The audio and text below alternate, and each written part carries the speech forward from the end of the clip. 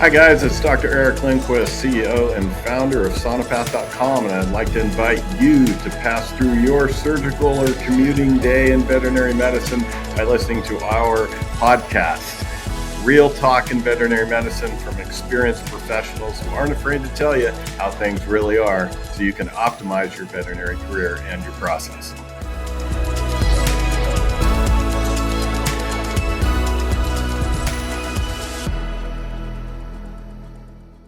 Hey guys, this is Dr. Eric Lindquist. One more episode of the SonoTalks, Real Talk in Veterinary Medicine. And we're here today with Dr. Ken Leal, who I refer to as the Veterinary McGyver of New Jersey. Dr. Ken Leal has owned Blairstown Animal Hospital for many, many years, worked in the industry for 35 years plus now. And he represents what every veterinarian coming out of vet school wanted to be. And that he is a great general practitioner, a great manager of his practice.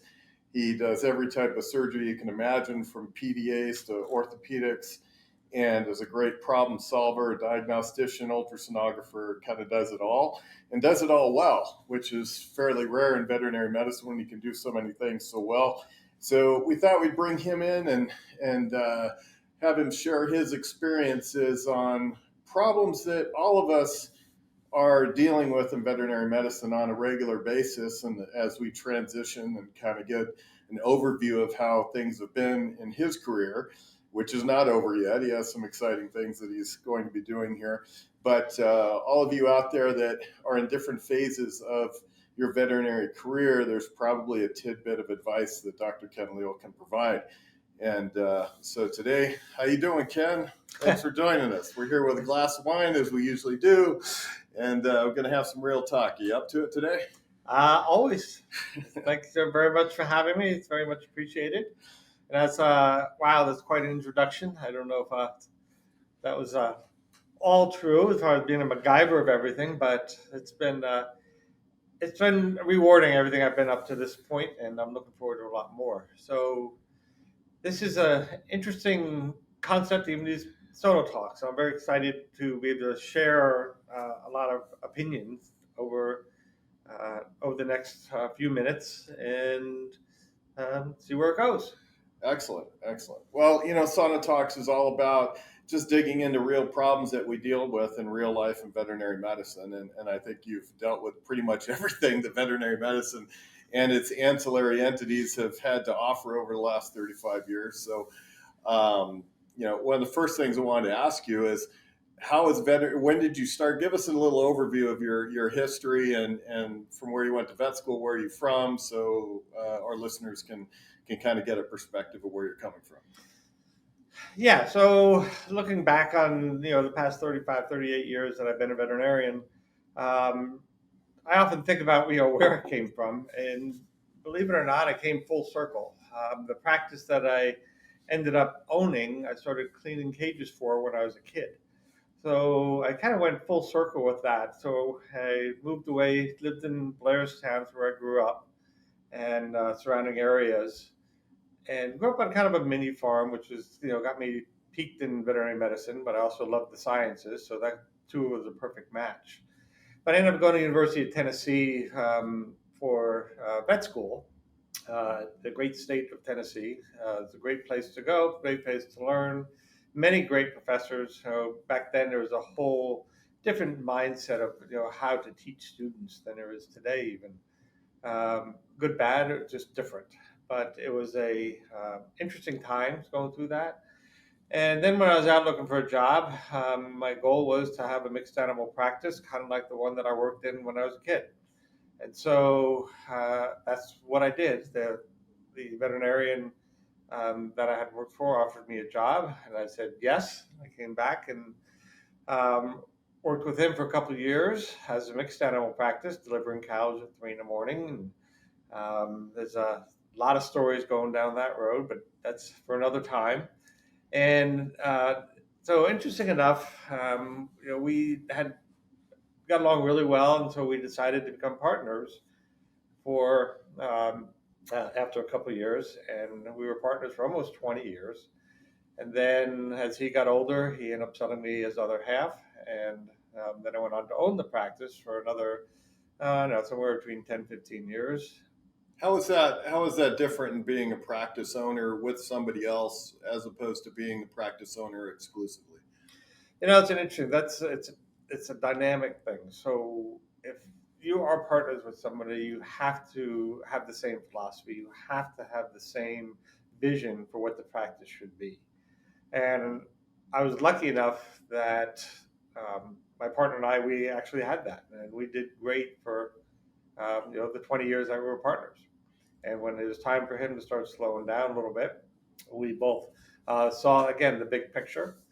So the transition was very smooth. He actually, once I bought him out, he actually worked for me for a couple of years after he sold me the practice. Again, because we had the same vision for the practice, and it was all all we both wanted it to be. When you guys were when you started to collaborate as partners, did you guys do a lot of overlap with the same thing, or did you have different niches within the practice? That's a great question, because years ago when I got out of vet school, there were niches, but the niches were large animal and small animal, and so you were expected to do everything. So I took that philosophy and said, okay, I'm supposed to do everything. So I did. And that kind of got me, into all aspects of veterinary medicine. For me, that's what was excited. Part of the reasons, early on, I had toyed with the idea of becoming a specialist, but I loved every aspect of veterinary medicine, so I could never make that decision. And so I just end up, staying in general practice, but trying to do the best I can in each category, whether it be a cardiac disease, or whether it's internal medicine, or a foreign body, or any kind of surgeries. Back then, there were very few specialty practices. And so the reality was that if the veterinarian didn't fix the problem, it wasn't going to get fixed. Yeah, and Blairstown Animal Hospital has always been in a fairly rural but medium upscale area to where, and near the Delaware Water Gap, and so to get to a specialty hospital, it was, for many years, I'm sure it was 2-3 hour drive. No. Anyway, the closest one at the time was the Animal Medical Center in New York City. And at the time, people from Blairstown rarely went into the city. Now it's a common occurrence with all the new roads and the pathways to get there through the tunnels now. But years ago, that wasn't even there. So yeah. So for our listeners, if you want to do everything in veterinary medicine, distance yourself as far as you can from the specialty hospitals. That's the rule of thumb. Excellent. Okay. So after you bought your partner out, then how did things develop for you? Yeah, so I took the practice to a different level, because that was always a dream of mine, and so I made big improvements on the hospital itself. And one of the questions you had asked before, how is it with having a partner to deal with when you're trying to grow the practice? If you're both on the same page, it's easy, but it does require both people making decisions. So it's a little more difficult, because I had wanted for a number of years to add on to the practice, but my partner wasn't quite ready to go that route. So once I owned the practice myself, it was much easier to make that decision and to go down that road, because I only had to answer to myself, and so that made it a little bit easier. But not to take anything away from my ex-partner, because we had great visions and we accomplished all the things we had set out to do. But again, I want to take it to the next level, so we put a big addition onto the building, and even added more, I guess what you call subspecialties to me. We do endoscopy, we did ultrasound, we have X-rays. We were one of the first hospitals in New Jersey to have digital X-rays. That was just the kind of medicine that we wanted to go. We knew that that's what the direction veterinary medicine was going, with the technology, even with the computers. I mean, years ago we had written records. That's all we had. I remember those days, and I remember the dip tanks. The dip tanks for X-rays. We're both old enough to remember dip tanks for X-rays. A big progress was doing an automatic processor, which was crazy. Going from a dip tank to automatic processor, it saved 5 minutes. That was a lot. And now we have digital X-rays, and you have things in seconds. Excellent. So it's huge. It's huge. So how has veterinary medicine changed over the last 35 years? From technology to workups to cost to, the pets have had pretty much the same diseases, no? And clients, have they changed? What can you give an overall spectrum of what your careers look like, from the beginning, middle to, I don't want to say the end because you have a lot left in the tank, but what, give us an overall spectrum of how things have changed in your opinion. Yeah, the change is easy to explain, but it's a loaded question because when I first got out of school, it's a mixed animal practice, and so whenever you graduate school, you pretty much know everything about everything. You have to. That's where you're supposed to be. At least we think we do. We think we do. Anyway, exactly. And we rapidly realize we don't know anything about anything. Right. As soon as you start, you say, "Oh, I don't know anything." But the reality is that you have been exposed to all the most current medicine that there was, whether it's a cow or horse or a dog or a cat or even the exotics. But I soon realized that was a time, quite honestly, where the age of information started exploding. And it soon became apparent you could not retain or know everything. So the first thing we did was get rid of the large animals. Because for me, small animals is a lot more fun. And so I soon realized, as much as I love delivering a calf at 3 a.m, it's not something I wanted to do that much longer. So those cold days below zero got old very quickly. So I'd much rather do a C-section at 3 a.m. inside a building. So, point taken. Yeah. So that was all. One of the first decisions I made was we gave up the large animal aspect of the practice because, again, the information was exploding. In order to keep up, you had to focus more on one thing or the other. You couldn't do both. And so, you could do both, but you couldn't do both well. And my personality is such that I like to stay ahead of the curve as far as the medicine goes and being able to treat the animals. And then as we got further and further with the information, computers, information at our fingertips, it became even more exciting because now I was able to get answers very, very quickly. Even if I didn't know the answer, I used to have to look up in a book. Now I was able to just go on a computer and have it within seconds. Excellent. So how have employees changed over that time frame? Because you manage a lot of employees. How many employees are at Blairstown? 40, 45? Something like that? Well, not quite that, about 35 or so, Yeah. 35 plus, depending on the time. But people are the same, and I think they've always been the same. What changes with veterinary medicine certainly has changed over the years. And one of the things that I love about the profession is the fact that it does change. And so we've kind of instilled that in our culture, at the hospital, that change is normal. And so that's a tough conversation to have. Not everybody accepts that. Correct. People hate change. But for us, we look forward to change. So when new technologies came on, we embraced them. The new computers came on. We also were one of the first hospitals in the state to have computers as our records, the paperless practice, quote unquote. And so that was exciting. And again, the employees, because of change, they got to learn new things. They got to step up their game, so to speak. And that was exciting for them. And so they embraced change. And that was part of building that culture, because you can't move forward without change. Yeah. So along those lines, you don't have much turnover, and you never have at Blairstown. And what is your advice or secret, if I could even say, to keeping your employees, staying away from the revolving door, because that's always a challenge, whether it's a restaurant industry today or even a veterinary industry. Employees are so difficult to keep and retain over long term. Tough question to answer, but I guess one of the things that I was reading about recently was that if you don't really believe in what your employer is doing, or believe in their vision of what they're doing, you're going to work essentially for a paycheck. But if you believe in what your employer is doing, you have the belief in what they're doing is good, and you believe what they believe. Now you're willing to go that extra mile, go that extra step, saying, you know what, this is good. I'm doing good.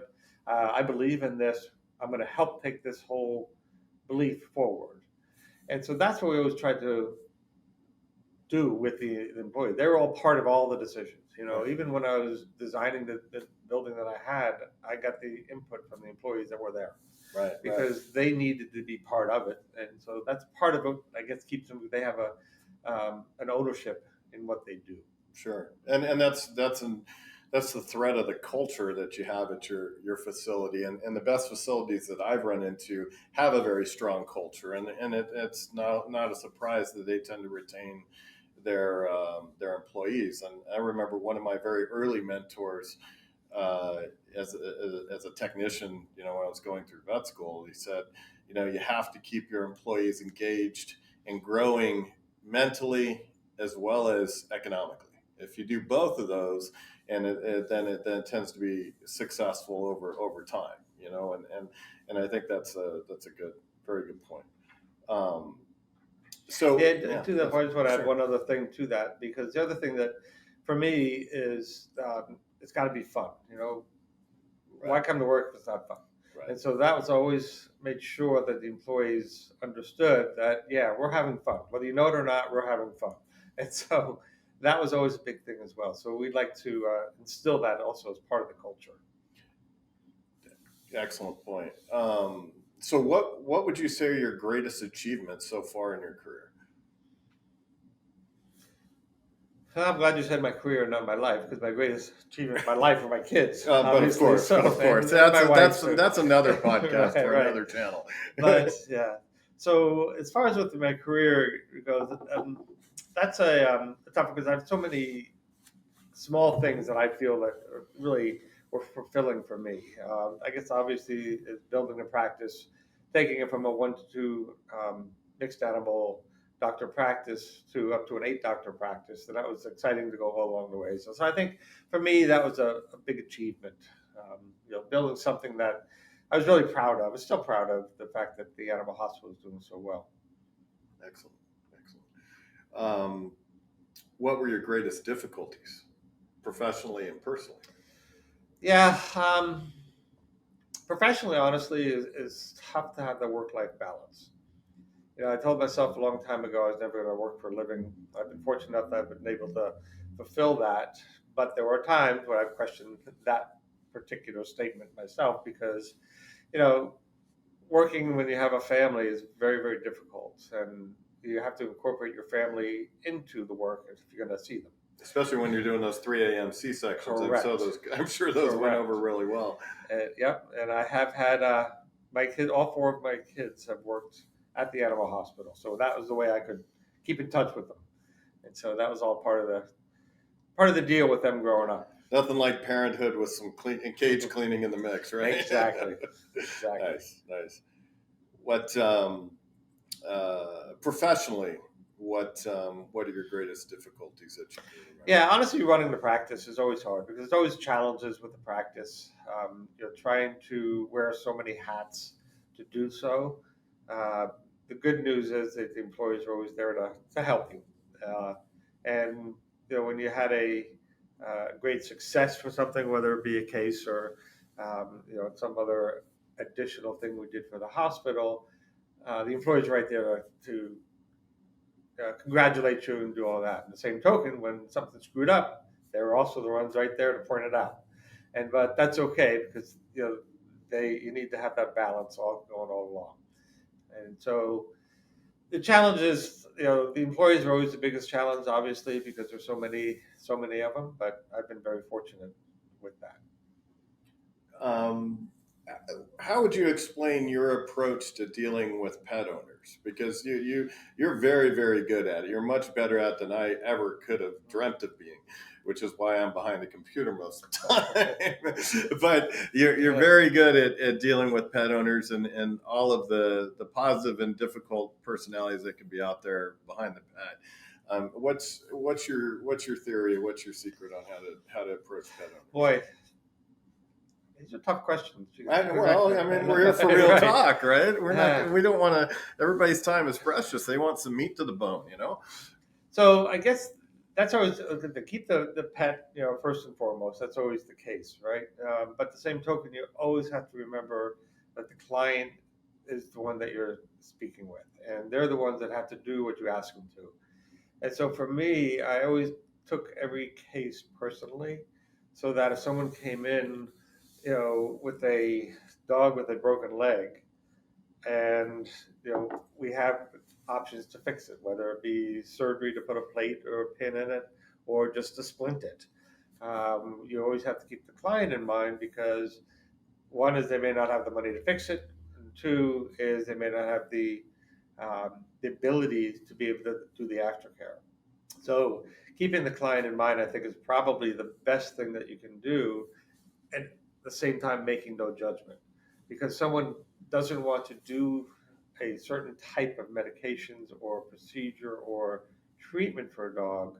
Make no judgment, because you really don't know what their struggles are, and without knowing them personally. And part of the fostering of the art of veterinary medicine includes the client. Sure. Excellent point. Excellent point. Well, I wish I had that advice, when I started. Well, it's still learning. Yeah, we sure, all of still course, learn. of course. I can apply some of those to veterinary clients as well. So that there's good advice there for everybody. Excellent.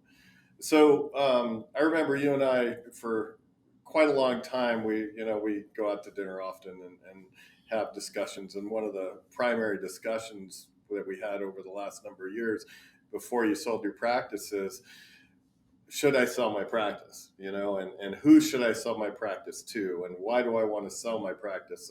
So can you tell us a little bit about that process, and how long did it take you to make a final decision, and why you did that? Yes, another tough question. Absolutely. That's a loaded question also, because it becomes not just from the business sense, but also becomes philosophical. And so my daughter's a much better at philosophy than I am, and so I probably let her answer all this. But the reality is that I had a practice that I thought was doing really well and continues to do well, but I had to have an exit strategy, because looking for the future, all the things you read about, you always say, you know what, you're not going to live forever in spite of how much we try to. But at some point, you got to find an exit strategy. What are you going to do when you slow down? And historically, I thought what was going to happen was do just what I did. I'd have someone come in who's interested in taking over the practice, and I'd just sell it to them, or sell them half of it, just like I did, and then they buy the other half. And so, but the thing was, I had built a practice that was fairly large by this point, and very few people wanted to own that large of a practice. And so that became actually a negative. The fact that something I'd become very proud of is building a facility that was so good, was that now nobody wanted to step in and take over. So I started looking, and I actually spoke to each and every one of my doctors before I made any decisions. As you know me, I don't make these types of decisions quickly. And so it quickly should have like 45 words to it, right? So Dr. Leal can analyzes every part of a decision in 45 different ways. So he's the best guy to ever have if you need to buy a car, because you'll get it for $5,000 less than your best deal, because he will analyze it from 45 different angles, and the car salesman will just say, "Here, take it." But it's a great asset to have, and I envy his angle on decision making. Yeah, so I did a lot of research with all of that, but I did go to each of my doctors, because I didn't want to make it a surprise. I asked them if they were interested in buying in, and unfortunately, I only had one that thought about it. And then and after she had discussed it at home, and decided it's not something that she really wanted to do, is to own a practice, because you all realize how much work it went into. So Sure. Owning a practice is, it's not a job; it's really a way of life, and you have to be able to understand that. And so none of them were really interested. So the next best route would be looking at a corporation to try to buy the practice. And true to form, it took me a while to find the right corporation. I had looked at about 5 or 6 different ones, And there's a lot of corporations out there now. I don't know how many exactly. I think as of this year, at the end of this year, 2022, there probably are about 30, 29, maybe 30 corporations Yeah, I total. heard somewhere between 30 and 35, something along those lines. Yeah. So, and they range anywhere from some of these, corporations.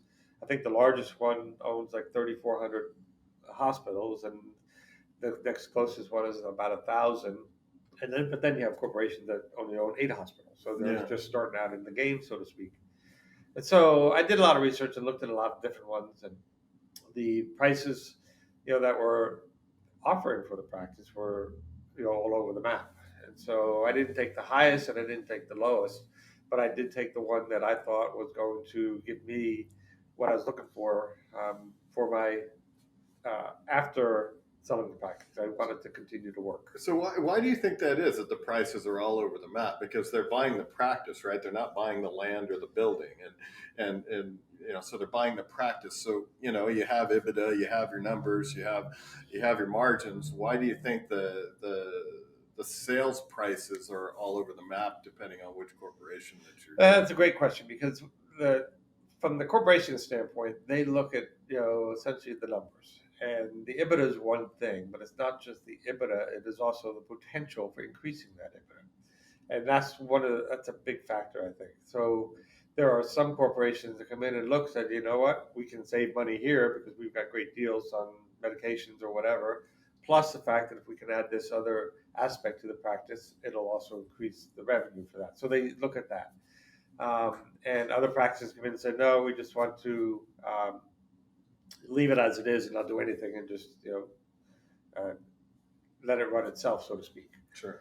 And so, and I honestly, for me, I didn't like either one of those. So the corporation I actually had picked was right down the middle.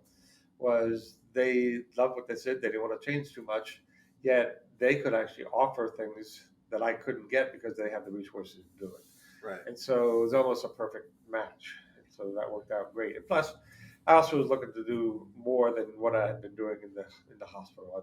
It was time for me to start doing a lot more mentorship, which is also something I love. And you had such an HR burden too that you were dealing with, right? Wasn't that one of the main factors for Absolutely, absolutely. Because HR is always the hardest part, and the more employees you get, the more you have to, even just the paperwork. Sure. Excellent. Yeah, so there are all these corporations, but you never know when you sell to one if that's not going to be bought up by another, right? And that's kind of what happened to you. Well, that's exactly what happened to me. So, and yeah, you think you're selling to I don't know if that's a choice of words.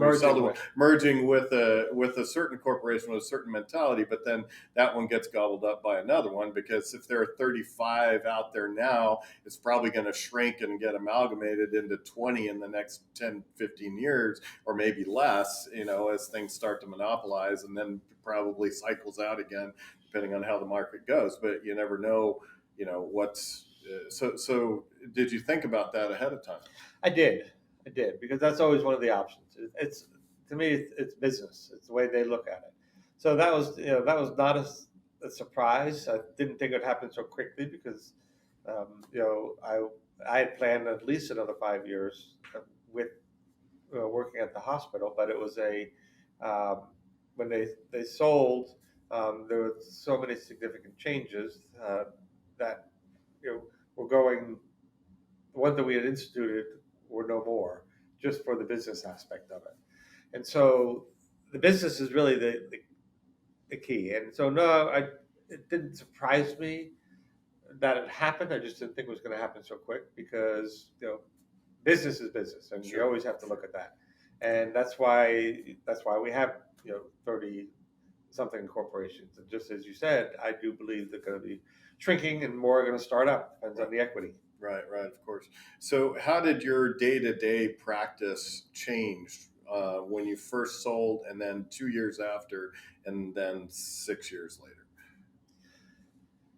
Yeah, so... And how did you deal with those challenges? Yeah, so because now we had a different entity coming in, the biggest change was the HR. I mean, we had coming in, so we had someone that we had resources to, if there was any issues, you can direct it to them. And so that's actually a great thing. as in any transition like that, any major change like that, there were always some hiccups in there. But what happened for me was I just simply empower the employees and say, you know what, here's a change, and here's how we were going about this. If you have recommendations on what do you think will make it easier for you guys, let's hear it, and then we can address it. So I think in corporate, having the employees be part of it, as being having someone telling them what to do, is a huge, huge difference in transition. You can't go in there and just say, okay, here's your way you're going to do it. You've got to say, okay, we have new resources now. We have some a little bit different philosophies on some things, but the main philosophies are the same. Part of this reason is because we can do better for you guys now. We have better insurances. We can actually raise the pay on some of these things because we had a little more resources to be able to do that. So the employees are actually happy. So how much of that were you actively involved in initially, and then 2 years later, and then 6 years later? Yeah. As far as employee initially I was involved a lot, and so the corporation I sold to originally, they had actually asked me to come up and help with some of the other practices that they had bought, and so that was fun for me. That was a great time because I got to meet a lot of great places and a lot of great practices. But now it's also part of the mentorship, and which is something I was really interested in, because that's one of the things I truly believe that the new veterinarians are missing is mentorship. And so this was a way for me to give back for that, and it actually initiated mentorship programs. Most corporations have some sort of mentorship program, but quite honestly, some are better than others. Right. Now, you're a fairly strong entity, a strong personality, a really well-established person in veterinary medicine. I remember I had a number of people, so it's, being mobile and you end up meeting everybody, knowing everybody. I know a lot of the different corporations were coming to me wanting to know more about you and that sort of thing. And I said, oh, just go meet them yourself, but I know, you had been a pillar and a strategic point for a very long time for the corporations to try to buy you out, so to speak. Now, so what would a person that is that is just less of a, I don't want to say, how can I explain? What would a normal veterinarian trying to do the right thing, what challenges are they going to run into if they sell their practice to a corporation? What are they looking at? And what do they need to do do they have to step up, or do they just kind of amalgamate into what's going on? That depends on the reason they're selling, because some people will sell because they're just tired of it and want to leave. And if that's the case, then obviously, I know one practitioner sold his practice, and he said, I'm going to be out of here in 4 months. He said, you guys do whatever you want with it, but I'm going to get it out of here in 4 months. So for him, he didn't want to be involved at all. Then you have others who say, you know what, I want to work for another 10 years. But I don't want all the headaches of running the HR and all that. So those are key questions you have to answer yourself, and you have to really do some soul searching sometimes, because owning a practice and then going back to work for someone else sometimes is a bit challenging, because now you're on their agenda, not your own. Right. So that's one thing. If you want to do something in the middle, most of the corporations really want the previous owner to work for at least 2 years, because they want that transition. So did your clinical operations, pet sick, get pet better, and everything in between, did those change at all after the corporate influence, so to speak? Great question, because you hear that a lot about the corporations. And from my practice, no. And the reason being is because, one, is that was part of the deal of me selling. I was not going to allow that to happen, because I was going to make sure the medicine was still the medicine. So what safeguards did you put in place to ensure make sure that before you sell that it's either in writing, or if you trust the guy, a good firm handshake. But you really got to make sure, if that's really important to you, that you can put it in writing. Yeah. Oh, I like the writing nowadays. Yep. After what I've seen, more so than the handshake. Absolutely. I'm a handshake kind of guy too, but unfortunately I had to learn the hard way that black and white is the only thing that defines anything.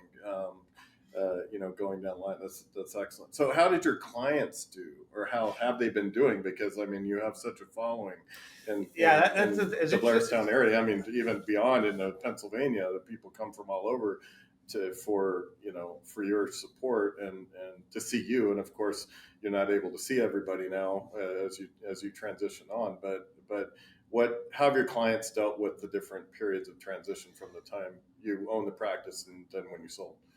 Yeah, that's an interesting question because over the years, as we got bigger and busier, I mean, I couldn't do everything. So I kind of started picking my niches of what I truly loved to do, which initially was everything and is still everything, but surgery is always a big draw for me. So I spent a lot of time doing surgery, which means someone else had to do more of the internal medicine.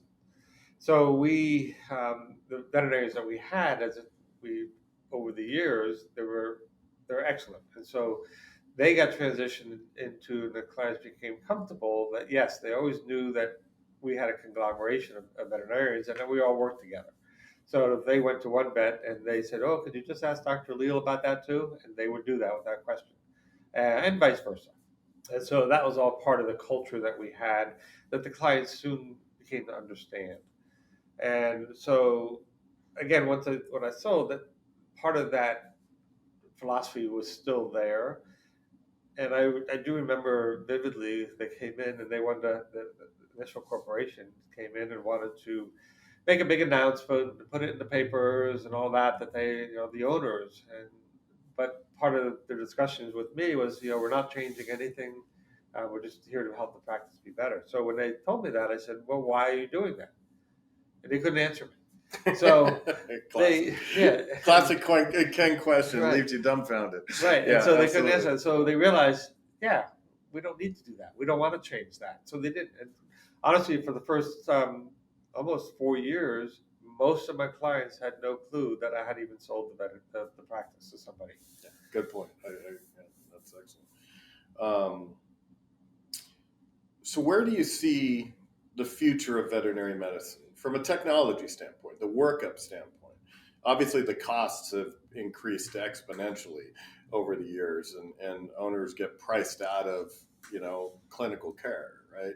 Which you alluded to. You have a spectrum of clients. That you have the clients with the $500 dog, the $1,500 dog, and the open checkbook dog. So how do you see the future of veterinary medicine dealing with this, other than pet insurance? That's always nice when we see we have to do a workup with pet insurance on the background. That's always good. But what do you see happening here over the next 10 to 15 years? Yeah. So with that, it's honestly, I've been through these changes so many times over the years because the better we get at doing something, the more it costs. And so the more efficiency initially becomes at a cost, but that efficiency ends up decreasing the price in the long run. So even from years ago, we just got the technology of digital X-rays. I mean, that was fantastic. And first machine I bought, I'm not on my second or third machine, but the first one I bought was astronomical in price. The second machine I bought was literally 50% the cost of my first machine. And it did so much more. So the better we get at the technology, I think these costs are coming down. So having said that, I mean, you of all people know about the technology, all these things that we can do now with the ultrasound machine that we couldn't do, 25 years ago. I had an ultrasound machine 25 years ago. It was like looking through snow sometimes, trying to find an adrenal gland. Now they pop out with your protocol, especially that the adrenal gland pops right out. You can't miss it. Yeah, so we used to have a hell of an imagination back exactly. then, right? I think we've flatlined, right. over the years because we see things so much. As what you used to say in the early years, well, use your imaginoscope. Yeah. And so, fortunately, we don't have to do that as much anymore. But that's the beauty of technology, right? So even now, I mean, years ago, how much was an ultrasound machine? Percentage-wise, it was big bucks. Now we can buy a great machine that, with the proper techniques, you can make a scan, as you've always touted, like a $100,000 machine, a $40,000 machine can do that. And that's huge. That's huge because years ago, that was just unheard of. And now, we're talking about CT machines. Right. CT machines, years ago, no general practitioner would ever even consider having a CT machine.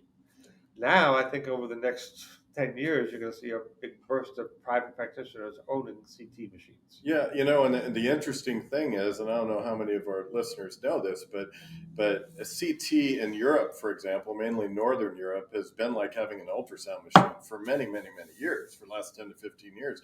Every 2 to 4 doctor practice and above has a CT. It may be a low end CT, but everybody has a CT like we have ultrasound, which is so. If you have European colleagues, ask them how much they use their CT. I mean, every rockin' clinic that I know in Europe is just burning that CT all day long, and it's and you have it, and you've had one in your practice that we've been working with now for what, 4 years? 4 years. 4 years. Yeah. How's that been? And how's honestly, that changed? it's like some of the things we do with that is just, it's like ultrasound initially, or even digital X-ray. I mean, how did we do it before? And now that you have a machine in there, or have access, even if you don't have one in your own practice, you have access to one. That it just changes the way that you can you practice medicine. I mean, it's just so much more clarity in the things that you're looking for, and you can prove things. You're not guessing. Yeah, I think this is a adrenal tumor that's invading in the vena cava, but how much is it worth removing or not? You can do that with the CT very easily, and or just doing metastatic checks for cancers. I mean, these things, they're invaluable, and they're so much better than a regular X-ray. And it is, again, the more you use it, the more you wonder how you could practice without it. And so, even doing it with our CT machine, we do a dental scan on every dentistry we do. Yeah. And it's cut the anesthesia time, which is better for the patient, to a fraction of trying to get a full mouth X-ray. Right, and then there's less procedural time, right? Exactly. And less tech time, which we know how valuable that is. And the techs run the machine, and right. They love it. It empowers them. They can run the machine, and people ask them, "Oh, what do you do at the hospital?" "Well, I run the CT machine." Yeah, that's a cool thing. Right. Cool, back to the learning is earning concept, right? Correct. Yeah, absolutely. Fantastic. So how do you see the politics of veterinary medicine? There are very few true top end players in veterinary medicine, as that make a lot of the decisions and carve out the politics of veterinary medicine. And how has that changed in your 30, 35 years of practice, and how do you see it panning out over the next number of years? Tough question to answer, because years ago, education, I've always been extremely interested in education. In the CE, after I graduated from school, the CE was always a big draw for me. And years ago, the only way you could get one was to go to meetings. Yeah, you could read the journals and do all that, which we all did. But the actual meetings were where you go interact with your client or your peers and ask questions and talk. And we would go over cases all the time and about that. That was fun. It was exciting. You'd learn from each other, and you'd learn from whatever speaker was up there, which was, again, fantastic, because you learn from the experts. Then, as technology improved, then we were able to start doing more CEs, and more CE came available. It wasn't the gathering place like it used to be, for the local practitioners anyway. It became more of the big conferences, and then when we got all the online learning, and so people just said, "Okay, I'm not going to go to the meeting. I don't have time. I'm working too much. I'll just do a CE online," and that's great. But I think you're missing some of the interactions with the client, with your peers, to actually get the experience of what others have done. Right. Good point. Yeah, I miss those conferences, right. And we're ones that drive the digital, right? Digital CE and so forth. But still, the camaraderie that we see on site, whether it's our facility or going to NABC or Western or ACBIM or ECBIM even, in Europe, it's you really, the networking and the hanging out with your colleagues, and that's almost, I sure hope that isn't a lost art in veterinary medicine, and I hope people don't become too digitalized, because I think there's the relationships and the culture of veterinary medicine that gets damaged if we get too digitalized.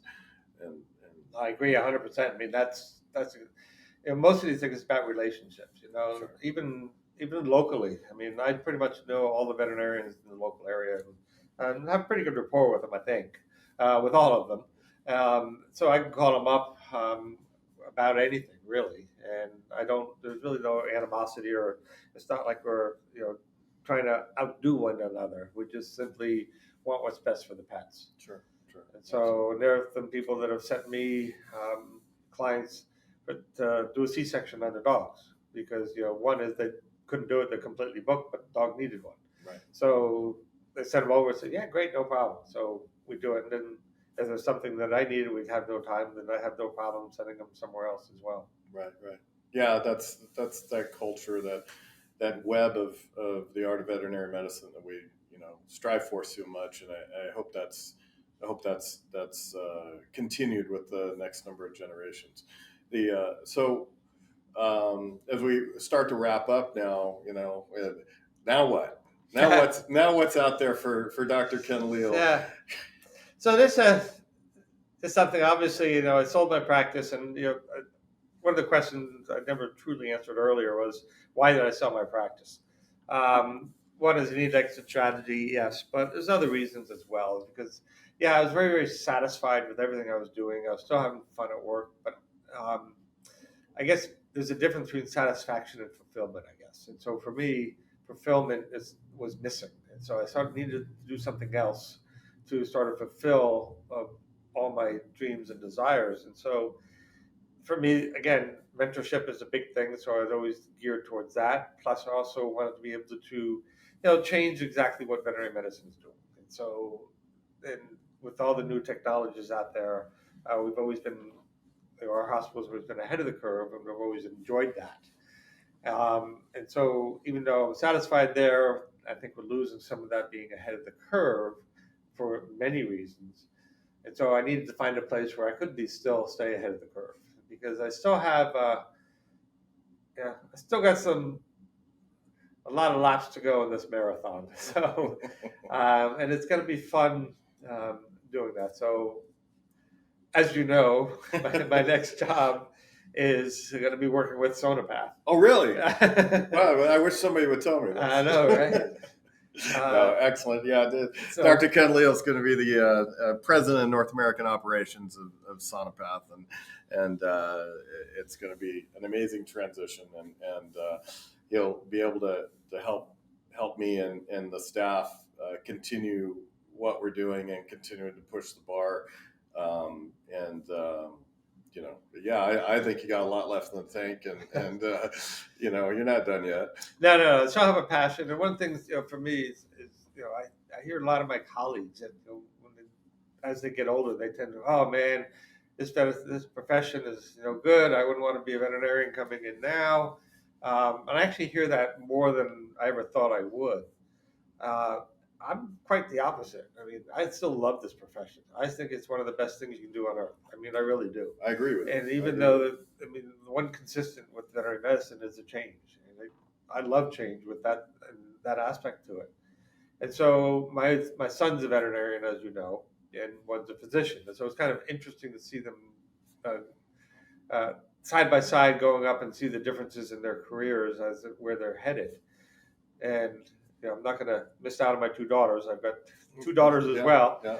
One owns 2 restaurants, and the other's a biomedical engineer working in the Lehigh Valley for the medical profession over there. So isn't it great when your kids are smarter than you? Exactly, and they constantly remind me. Yeah, I'm sure that. Yeah, but back to that, my one son is a veterinarian, and he, he's just starting out, and so I'm really excited for him. I mean, I'm a little bit bummed because he's not going to be able to do some of the things that I was able to do because of technology. Because back then, as I said, if I didn't fix it, it didn't get fixed. So I was able to try a lot of things that he's not going to be able to because of the way society has become with all the referral practices close. How does he deal with that? Pardon me? How does he deal with that? And so the flip side of that coin is the fact that he's going to be also able to do things that I never could do because of technology. And so I'm almost jealous of some of the things that he's going to be able to get to do that I never probably never will because I'm not going to be in the general practice anymore. And so it's kind of a double-edged sword with that. So I'm really excited to see where he's headed with all of this stuff. 10 years from now, the stuff he's going to be able to do due to technology, and he's going to still do surgeries and medicine and all that. So he's going to be able to do more than I ever could at that age. Right. So it's a good thing. Maybe he needs to be a guest on SonoTalks. We'll see what that's a great the new idea. generation has in front of them. That's interesting. That's Absolutely. A great idea. Absolutely. Well, Ken, thank you so much for joining us and being real. Everyone, I hope you enjoyed this hour-ish with Dr. Ken Leal. He doesn't think he is, but I still think he's the McGyver of veterinary medicine in New Jersey. And I hope you love to hear what he had to say about the spectrum of what's gone on the last 35 years or so and what to expect. Thank you very much for listening. Any final words you want to put out there? No, nothing in particular. Just remember, it's veterinary medicine is a great profession. Everybody should be getting into it, and it's only going to get better. No, not everybody should be getting into it. This is probably true. People have the right criteria, desire, and some should be getting into it. Yes, absolutely. But there's also, I just read this morning too, a quote by Lucille Ball. She's an actress, and some of the younger people may or may not know her. But she said, I would much rather regret the things I have done than regret the things I haven't done. Love it. And so that's something that I hope everybody takes to heart because, just go out there and do it. Excellent. Thanks, Ken. Thanks for your time. Appreciate it. Have a great night, everybody. Yeah. All right. Nice job. Yeah.